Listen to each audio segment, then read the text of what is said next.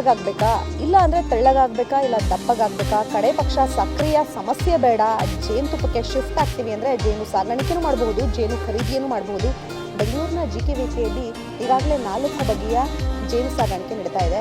ಈ ಜೇನು ಸಾಕಾಣಿಕೆಯ ವಿಶೇಷ ಹಾಗೂ ಇದರಲ್ಲಿರುವಂತಹ ಮಾರಕ ಸಮಸ್ಯೆಗಳನ್ನು ಸಹ ಇವತ್ತು ತಿಳ್ಕೊಳ್ಳುವಂತಹ ಪ್ರಯತ್ನ ಮಾಡೋಣ.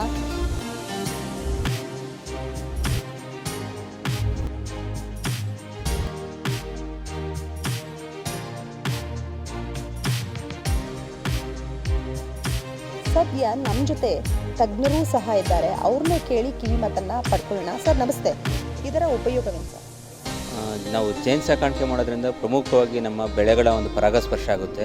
ಅದರಿಂದ ನಮ್ಮ ಕೃಷಿ ಮತ್ತು ತೋಟಗಾರಿಕಾ ಬೆಳೆಗಳ ಇಳುವರಿ ಕೂಡ ಜಾಸ್ತಿ ಆಗುತ್ತೆ. ಇದ್ರ ಜೊತೆಗೆ ನಮಗೆ ಬೇರೆ ಬೇರೆ ಉತ್ಪನ್ನಗಳು ಕೂಡ ನಮಗೆ ಜೇನು ಸಾಕಾಣಿಕೆಯಿಂದ ಸಿಗುತ್ತೆ. ಮುಖ್ಯವಾಗಿ ನಮಗೆ ಜೇನುತುಪ್ಪ ಸಿಗುತ್ತೆ, ಹಾಗೆ ಮೇಣ, ರಾಜಶಾಹಿ ರಸ, ಜೇನು ವಿಷ, ಪರಾಗ, ಅಂಟು, ಈ ಥರ ಬೇರೆ ಬೇರೆ ಉತ್ಪನ್ನಗಳು ಕೂಡ ನಾವು ಸಂಗ್ರಹಣೆ ಮಾಡ್ಬೋದು. ಅದಕ್ಕೋಸ್ಕರ ನಾವು ಜೇನು ಸಾಕಾಣಿಕೆನ ಮಾಡಬೇಕು ಅಂತೇಳಿ ಎಲ್ಲ ರೈತರಲ್ಲಿ ನಾವು ಕೇಳ್ಕೊತಾ ಇದ್ದೀವಿ. ಸರ್, ಅಂಟು ಇವಾಗ ರಾಸಾಯನಿಕ ವಸ್ತುಗಳು ಏನು ಸಿಗುತ್ತೆ ಅದು ರೈತರ ಉಪಯೋಗ. ಈ ಸಿಟಿ ಬದುಕಲ್ಲಿ ಬದುಕ್ತಿರೋರಿಗೆ ಜೇನುತುಪ್ಪ ಯಾವ ರೀತಿ ಯೂಸ್ ಆಗುತ್ತೆ? ಇವಾಗ ನಾನು ಹೇಳಿದಾಗೆ ಒಂದು 4-5 ಯೂಸೇಜಸ್ ನಮಗೆ ಗೊತ್ತಿದೆ. ಸ್ಕಿನ್ ಬ್ರೈಟ್ನಿಂಗ್ ಆಗುತ್ತೆ ಅಂತ ಹೇಳ್ತಾರೆ.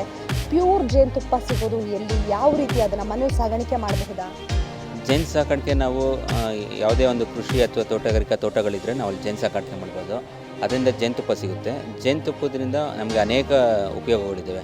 ಪ್ರಮುಖವಾಗಿ ನಾವು ಪ್ರಾಚೀನ ಕಾಲದಿಂದ ಅಷ್ಟೇ ಜೇನುತುಪ್ಪ ನಾವು ಒಂದು ಔಷಧಿ ಥರ ನಾವು ಉಪಯೋಗ ಮಾಡ್ತಿದ್ವಿ. ಸಾಮಾನ್ಯವಾಗಿ ಮಕ್ಕಳಲ್ಲಿ ಈಗ ಕೆಮ್ಮು ಅಥವಾ ನಿಮೋನಿಯಾ ಥರ ಅನಿಸುತ್ತೆ, ಅದಕ್ಕೆ ಸಾಮಾನ್ಯವಾಗಿ ನಾವು ಜೇನುತುಪ್ಪವನ್ನು ನಾವು ಸೇವಿಸಿದ್ರೆ ಇದು ನಿವಾರಣೆ ಆಗುತ್ತೆ. ಅದ್ರ ಜೊತೆಗೆ ಕಷಾಯಗಳಲ್ಲಿ ಎಲ್ಲ ಉಪಯೋಗ ಮಾಡ್ತಾರೆ. ಈಗ ಏನಾದರೂ ಒಂದು ಸ್ವಲ್ಪ ಗಂಟಲು ಕೆರೆತ ಆ ಥರ ಎಲ್ಲ ಇತ್ತು ಅಂದರೆ ಸೊ ಅಲ್ಲೂ ಕೂಡ ನಾವು ಜೇನುತುಪ್ಪನ ಉಪಯೋಗ ಮಾಡ್ಬೋದು. ಹಾಗೆ ಮತ್ತು ಈಗ ನಾವು ಬಿದ್ದಾಗ ಅಥವಾ ಏನಾದ್ರು ತರ್ಚಿದಾಗ ಗಾಯಗಳಾಗುತ್ತೆ, ಅದರಲ್ಲಿ ನಾವು ಸಾಮಾನ್ಯವಾಗಿ ಅರಿಶಿನ ಎಲ್ಲ ಹಚ್ತೀವಲ್ಲ, ಅಲ್ಲಿ ಜೇನುತುಪ್ಪನೂ ಕೂಡ ಅರಿಶಿನ ಜೊತೆ ಸೇರಿಬಿಟ್ಟು ನಾವು ಇದರಿಂದ ಬೇಗ ಅದು ಹೀಲ್ ಆಗುತ್ತೆ. ಮತ್ತು ಈಗ ನಮ್ಮ ಲೈಫ್ ಸ್ಟೈಲು ಮತ್ತು ಇದರಲ್ಲಿ ಸುಮಾರು ಜನ ತೆಳ್ಳಗಾಗಬೇಕು ಅನ್ನೋಂಗಿದ್ರೆ ಜೇನುತುಪ್ಪವನ್ನು ಸೇವನೆ ಮಾಡ್ತಾರೆ. ಅದರಲ್ಲಿ ಬೆಳಿಗ್ಗೆ ಹೊತ್ತು ಅಂದರೆ ಎಂಟಿ ಸ್ಟಮಕ್ಕಲ್ಲಿ ಏನೋ ತಿಂದೇ ಇದ್ದಾಗ ಒಂದು ಲೋಟ ಬಿಸಿ ನೀರಿಗೆ 1 ಸ್ಪೂನ್ ಅಥವಾ 2 ಸ್ಪೂನ್ ಜೇನುತುಪ್ಪ ಮತ್ತು ಒಂದು ಸ್ವಲ್ಪ ನಿಂಬೆ ರಸವನ್ನು ಹಾಕಿ ಕುಡಿಯೋದ್ರಿಂದ ಅದೇನಾಗುತ್ತೆ ಅಂದರೆ ನಮ್ಮದು ಫ್ಯಾಟ್ ಮೆಟಬಾಲಿಸಮ್ ಇನ್ಕ್ರೀಸ್ ಆಗುತ್ತೆ. ಸೊ ಅದರಿಂದ ನಮಗೆ ತೆಳ್ಳಗಾಗುತ್ತೆ ಅನ್ನೋದು ಕೂಡ ನಮಗೆ ಖಾತ್ರಿ ಆಗುತ್ತೆ. ಹಾಗೆ ಜೇನುತುಪ್ಪವನ್ನು ನಾವು ಪ್ರತಿದಿನ ನಾವು ಸೇವನೆ ಮಾಡೋದ್ರಿಂದ ನಮಗೆ ನಮ್ಮ ದೇಹದಲ್ಲಿ ಇಮ್ಯುನಿಟಿ ಕೂಡ ಜಾಸ್ತಿ ಆಗುತ್ತೆ. ಮತ್ತು ರೋಗಗಳು ಮತ್ತು ನಮ್ಮಲ್ಲಿ ಒಂದು ಆಯಾಸ ಅನ್ನೋದು ಇವೆಲ್ಲ ಕೂಡ ಕಡಿಮೆ ಆಗುತ್ತೆ. ಅದಕ್ಕೋಸ್ಕರ ಜೇನುತುಪ್ಪದಲ್ಲಿ ಅನೇಕ ವಿಟಮಿನ್ಸ್ಗಳು, ಪ್ರೋಟೀನ್ಸ್ ಮತ್ತು ಇವೆಲ್ಲವರು ಇರೋದ್ರಿಂದ ಮತ್ತು ಸಕ್ಕರೆ ಅಂಶ ಜಾಸ್ತಿ ಇರೋದ್ರಿಂದ, ಅಂದರೆ ಕಾರ್ಬೋಹೈಡ್ರೇಟ್ಸ್, ಅದರಲ್ಲಿ ಮುಖ್ಯವಾಗಿ ಫ್ರಕ್ಟೋಸ್ ಕಂಟೆಂಟ್ ಜಾಸ್ತಿ ಇರೋದ್ರಿಂದ ನಾವು ಜೇನುತುಪ್ಪವನ್ನು ನಾವು ಸೇವನೆ ಮಾಡೋದ್ರಿಂದ ನಮಗೆ ಎಲ್ಲ ಕೂಡ ಆರೋಗ್ಯಕ್ಕೆ ಬೇಕಾದಂಥ ಎಲ್ಲ ಔಷಧಿಗಳು ಕೂಡ ಸಿಗುತ್ತೆ. ಎಷ್ಟು ಥರದ ಜೇನನ್ನು ಸಾಗಾಣಿಕೆ ಮಾಡ್ಬೋದು? ಮನೆಗಳಲ್ಲಿ ಎಷ್ಟು ಸ್ಪೇಸ್? ಬರೀ ತೋಟಗಾರಿಕೆ ಜಮೀನು ಜಾಗದಲ್ಲಿ ಮಾತ್ರ ಸಾಕಾಣಿಕೆ ಮಾಡ್ಬೋದು, ಇಲ್ಲಾಂದರೆ ಮನೆಗಳಲ್ಲಿ ಇವಾಗ ಆಲ್ಮೋಸ್ಟ್ ಎಲ್ಲರೂ ಗಾರ್ಡನ್ ಏರಿಯಾಗಳಿರುತ್ತೆ, ಅಲ್ಲೆಲ್ಲ ಮಾಡ್ಬೋದಾ? ಜೇನಲ್ಲಿ ನಮ್ಮ ಭಾರತದಲ್ಲಿ ಸುಮಾರು 5 ಬಗೆಯ ಜೇನು ಇದ್ದಾವೆ. ಹೆಜ್ಜೇನು ಅಂತ ಕರಿತೀವಿ, ಹಾಗೆ ಕೋಲ್ ಜೇನು ಅಂತ ಕರಿತೀವಿ. ಇವೆರಡನ್ನೂ ಕೂಡ ಕಾಡು ಜೇನು ಅಂತೀವಿ. ಇವೆರಡೂ ಕೂಡ ಸಾಕೋದಕ್ಕಾಗಲ್ಲ, ಆದರೆ ಇವೆರಡೂ ಕೂಡ ಜೇನುತುಪ್ಪವನ್ನು ಕೊಡ್ತವೆ ಮತ್ತು ಒಳ್ಳೆ ಪರಾಗಸ್ಪರ್ಶಿ ಕೀಟಗಳು. ಇನ್ನು ಉಳಿದಂತೆ ನಮ್ಮ ಭಾರತದಲ್ಲಿ, ದಕ್ಷಿಣ ಭಾರತದಲ್ಲಿ ಪ್ರಮುಖವಾಗಿ ನಾವು ತುಡುವೆ ಜೇನು ಅಥವಾ ಪೊಟ್ರೆ ಜೇನು ಅಂತ ಕರಿತೀವಿ. ಅದನ್ನ ಇಂಗ್ಲೀಷಲ್ಲಿ ಎಪಿಸ್ ಸೆರಾನಾ ಇಂಡಿಕಾ ಅಂತ ಕರೀತಾರೆ. ಈ ಜೇನನ್ನು ಸಾಮಾನ್ಯವಾಗಿ ನಾವು ಸಾಕಾಣಿಕೆ ಮಾಡ್ಬೋದು. ಅದ್ರ ಜೊತೆಗೆ ನಾವು 1960ರ ನಂತರ ಯುರೋಪಿಯನ್ ಬಿ ಅಂತೇಳಿ ಅಂದರು ಇಟಾಲಿಯಿಂದ ಒಂದು ಕೂಡ ಆಮದು ಮಾಡ್ಕೊಂಡಿದ್ವಿ. ಸೊ ಅದನ್ನು ಕೂಡ ನಾವು ಸಾಕಾಣಿಕೆ ಮಾಡ್ಬೋದು. ಇದ್ರ ಜೊತೆಗೆ ಇನ್ನೊಂದು ನಸರು ಜೇನು ಅಂತೇಳಿ, ಒಟ್ಟಾರೆ ಈ 3 ಜೇನು ನಾವು ಸಾಕಾಣಿಕೆ ಮಾಡ್ಬೋದು. ತುಡುವೆ ಜೇನು, ಮೆಲ್ಲಿಫೆರಾ ಜೇನು ಮತ್ತು ನಸರು ಜೇನು.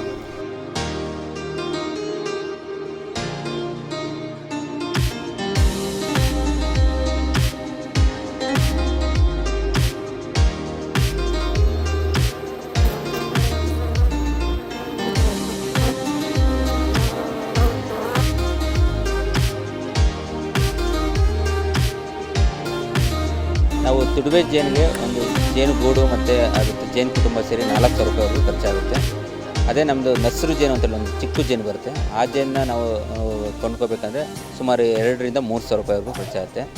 ಅದೇ ಇನ್ನೊಂದು ಮೆಲ್ಲಿಫೆರಾ ಜೇನು ಅಂದ್ಬಿಟ್ಟು ಯುರೋಪಿಯನ್ ಜೇನು ಏನಿದೆಯೋ ಅದನ್ನು ನಾವು ಖರೀದಿ ಮಾಡಬೇಕಂದ್ರೆ ಅದು ಗೂಡು ಮತ್ತು ಅದು ಎಲ್ಲ ಸಲಕರಣೆ ಸೇರಿ ಒಂದು 8,000 ರೂಪಾಯಿವರೆಗೂ ನಮಗೆ ಖರ್ಚಾಗುತ್ತೆ.